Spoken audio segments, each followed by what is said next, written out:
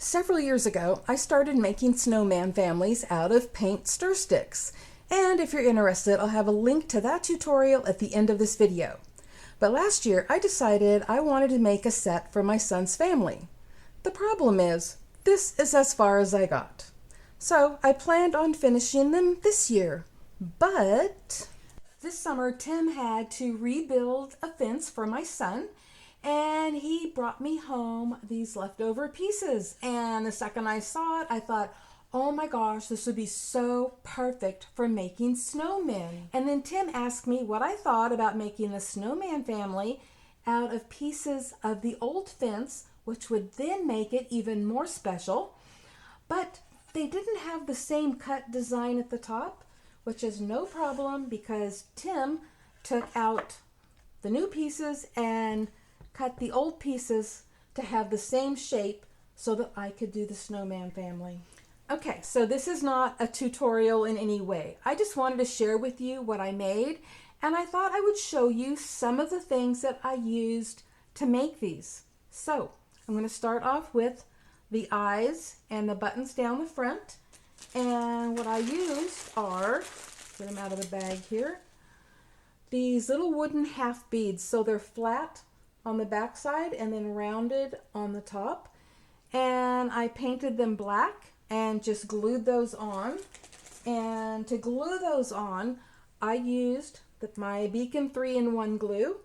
And it's permanent and it works wonderfully for things like this. And I also use that to glue on the noses, which I made from craft sticks or popsicle sticks. Now this one has already been cut, so I'm able to actually show you that I just cut it at an angle like that and then painted it orange to look like a carrot. And so for the adults, it was done the same way, only with a larger craft stick or popsicle stick. And so that's how I made the noses. And then the smiles and the eyelashes were just painted on with a thin paintbrush and black paint. And let's see, what else can I show you? Oh, the hat. So you remember that I wanted the wood cut with these angles? I like it because it helps it look like a hat. So that's why I didn't want it just squared off straight across the top. And I added some ribbon and some holly berries and stuff. But you're wondering, well, how did I get the brim that goes across there? Let me grab this really quick. That is a paint stir stick. And I just cut it down to the size that I needed. And painted that black, obviously, as well as I did the top. And then the scarf is just a ribbon. This happens to be a very soft kind of flannel feeling ribbon on this one.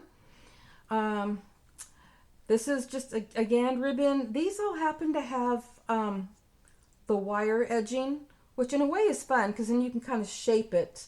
But you don't have to use, the wire edged.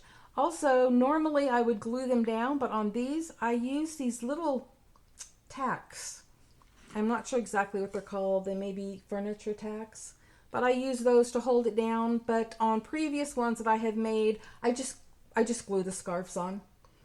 And so for the hats, tell you what, let me pull it off of this one right here. Okay, so this is actually a sock.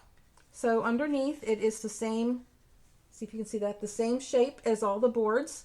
Tim cut these two for the children. He cut them smaller. And so that was made out of a sock. So let me show you really quick. I just had a sock and I cut it off. See, right here at the end of that ribbing. Okay, so that once it's cut off, it looks like this. So you still have a sock you can use. But then once I did that, I used some embroidery thread to tie that off. So just embroidery thread like this. You can use regular thread. And so I tied that off. And then I just used my scissors and cut down those, excuse me, the ribbing part here where it's ribbed.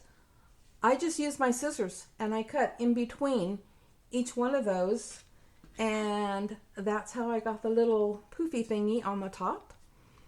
And let me see, oh, I didn't have a ribbon that was right for this one, and so this is really hilarious. If you want to know, just use what you have. And in this case, I had just got done making some fleece tie blankets, and I had one of the squares that was a solid light blue, obviously not big enough, so I cut it and glued them together here in the back where no one's going to see it, to make it long enough to come all the way around to the front. So really you can use what you have. I actually didn't plan on using socks, but that was suggested to me, believe it or not, by Tim. He's a contractor, but he's really got some good crafty ideas. And so it was his idea to use the socks, and I just happened to have some spare ones.